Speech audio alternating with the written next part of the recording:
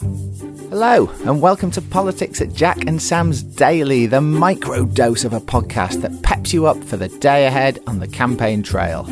My name is Sam Coates of Sky News, and I'm with Jack Blanchard of Politico, and it's day 29 of the election campaign, with polling day in 14 days, so that's 2 weeks today.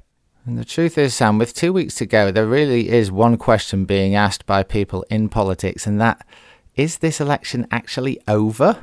I mean, those three mega polls last night, all putting Labour further ahead than any party in modern history. If they're right, Sam, it seems pretty much impossible that Rishi Sunak is now going to turn this around. I mean, obviously, they're just polls. Obviously, the polls can be wrong. There's only one poll that matters. We hear it all the time.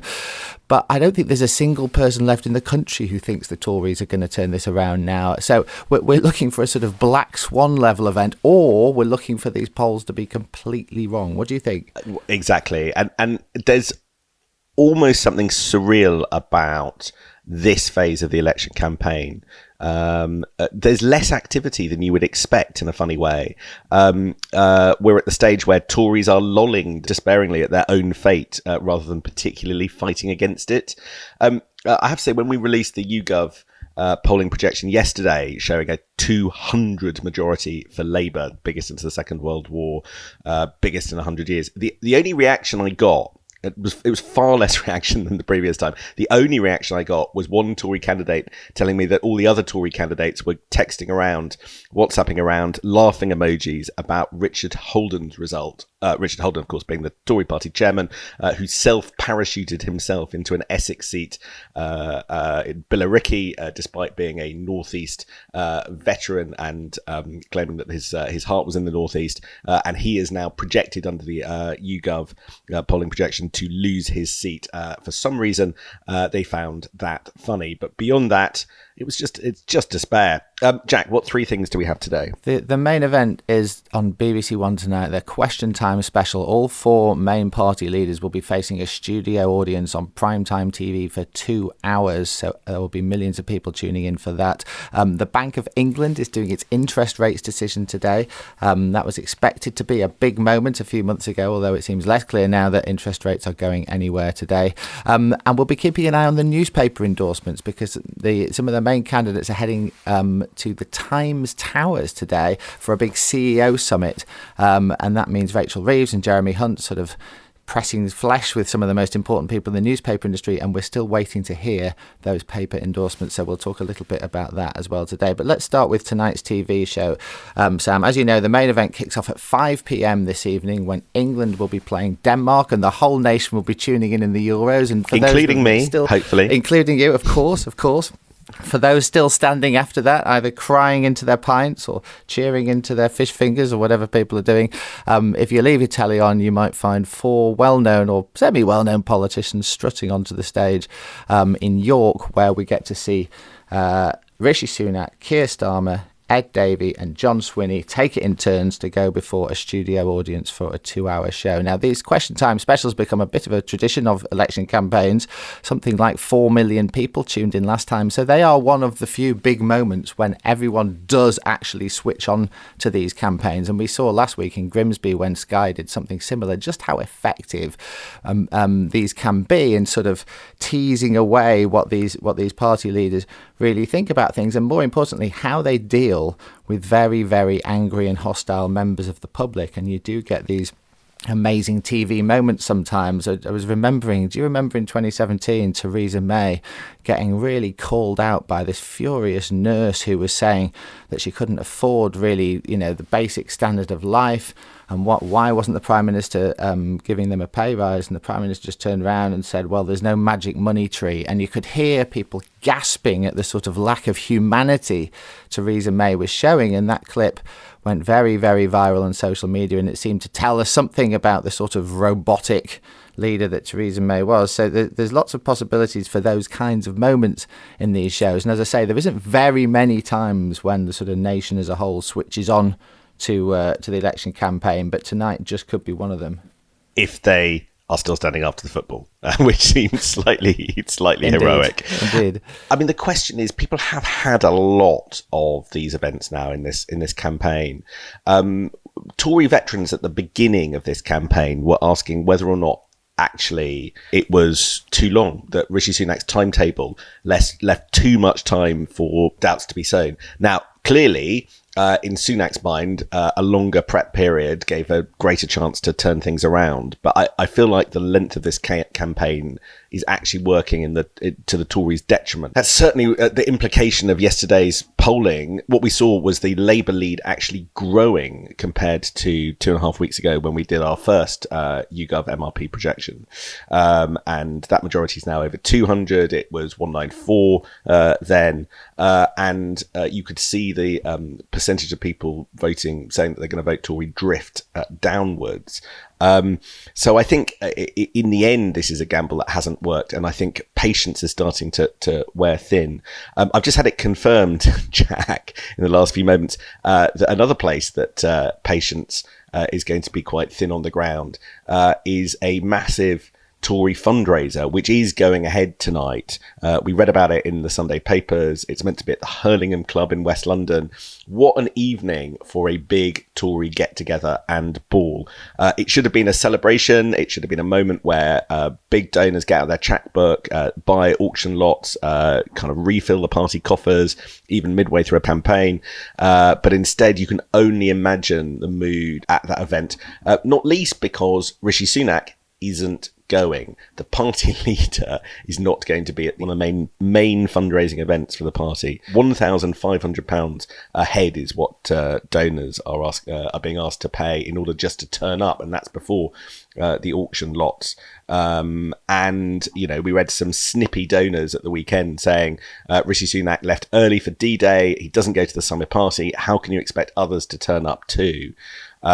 I'm sure the only conversation topic at that event will be what comes after. Quite interesting in the Times, James Cleverly is telling friends that he is not going to stand. He's done 2 of the biggest jobs that there are in politics. His wife recently underwent treatment for cancer.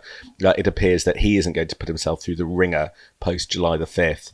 Suella Braverman also, it appears, doesn't have enough support. And Jeremy Hunt in the Financial Times this morning, perhaps unsurprising because he's probably not going to be there, said that he isn't going to stand again should he win in his Godalming seat, which YouGov didn't think was likely. So a real sense of kind of I think Tories are finding this bit of the election campaign very hard, not least the kind of elongated timetable. An enormous white cat has just walked across your Zoom screen, Sam. Isn't he gorgeous? Sam Coates is now wrestling with the cat whilst holding his microphone in the other hand. If only listeners could see this scene of domestic beauty. Yeah, I mean, it sounds more like a wake at the Hurlingham Club that you're describing to me rather than a party, and I'm not surprised Rishi Sunak's going to be there. In Playbook this morning, my colleague Dan Bloom's asking where Rishi Sunak actually is today. You would think, after polls like that, you might be coming out fighting, all guns blazing, trying to show your party you're getting back on the front foot. But no, they've sent Michael Gove out on broadcast. They're sending Michael Gove out on the Tory battle bus today, and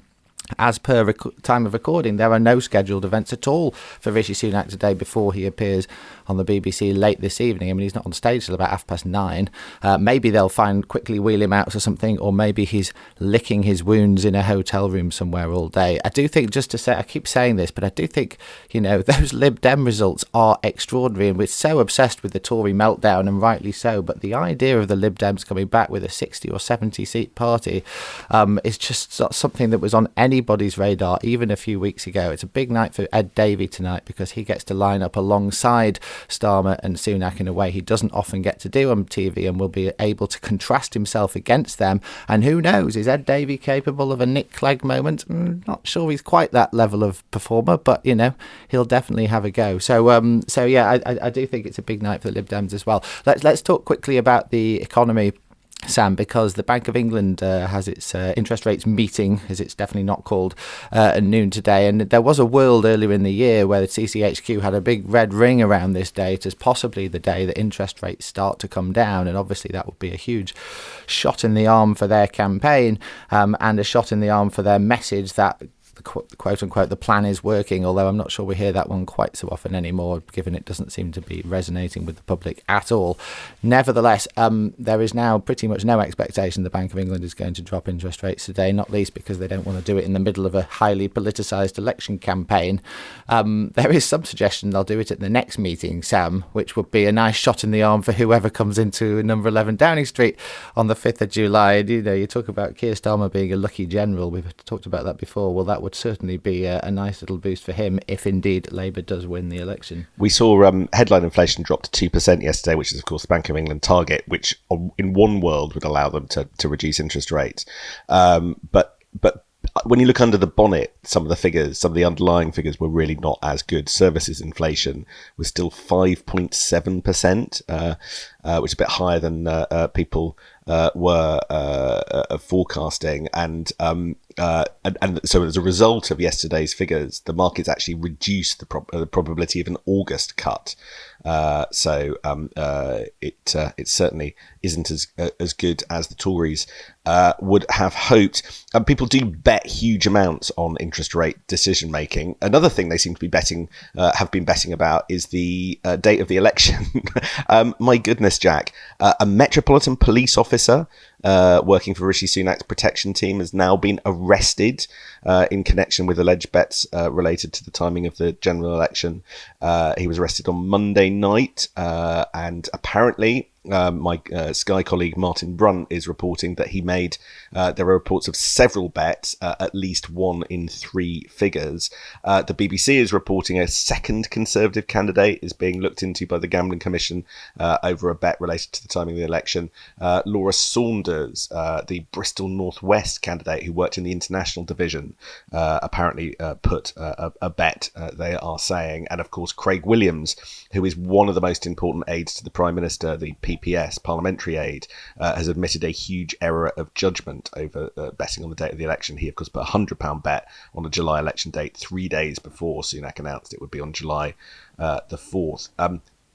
What has got into people? This is the most extraordinary story. And the problem with this story for the Conservatives is the cut-through ability of this story is so strong. Like, everybody just gets it straight away. Everyone in the country, people who are not interested in politics at all, will just be like, what? Like, everyone understands what is being implied here. And I don't think it's going to be forgotten. If these reports prove to be correct, and, obviously there's now a police investigation going on, which can't prejudice, but you can see this being something that the Labour Party hammers away at for months, if not years to come, in the way that the Tories approached politics when they were in power. These sort of messages, which are very simple to land with voters, in the way that Partygate scandal was very, very simple to land with voters and cut through instantly. I fear for the Tories that this scandal, or potential scandal, has the ability to do the same, and I would be very, very worried long term in TCHQ, if there's anybody left long term in TCHQ, about the implications of this one.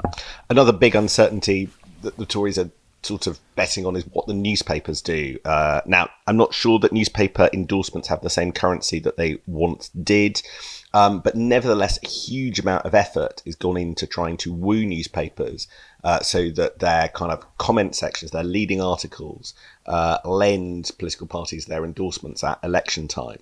Now, if I'm being completely honest, we know how most newspapers are going to shake down. The Guardian almost certainly endorse Labour, so will the Mirror, the Telegraph, all but certain to endorse the Tories, but it'll be interesting to watch their language around reform.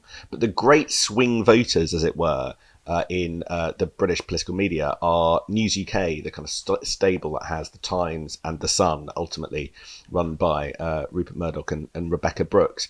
And Labour has put a huge amount of effort into trying to woo News UK papers, The Sun and The Times. And indeed, Rachel Reeves and Jeremy Hunt are turning up at News UK Towers today for an event. Keir Starmer and Rishi Sunak will be there on Monday. Just reading the copy in those newspapers and chatting to people, it does feel to me as if we could end up in a situation where The Sun actually does sort of look at the polls, sniff the wind and end up coming out in favour of Labour. You just have had several moments where the Sun has promoted kind of articles by Keir Starmer on big Tory days. I think it was Manifesto Day.